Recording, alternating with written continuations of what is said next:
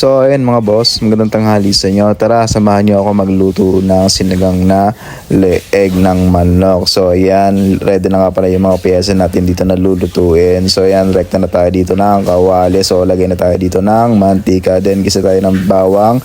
Tapos sibuyas. So rekta na tayo dyan.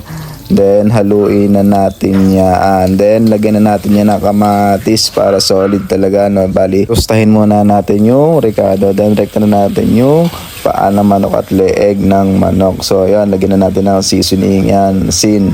So ayan, paminta, lagyan na natin yan, no? Then haluin na natin yan mga boss. So ayan mga boss, lagyan na natin ng tubig yan. Then rekta na natin yan, salin natin yan sa kaserola para maluto ng maayos yan, para lumambot siya. So ayan mga boss, habang naghihintay tayo dyan, maraming salamat po pala sa mga new followers natin dyan at sa mga solid supporters natin dyan. Maraming salamat sa inyo at sa mga solid viewers natin dyan.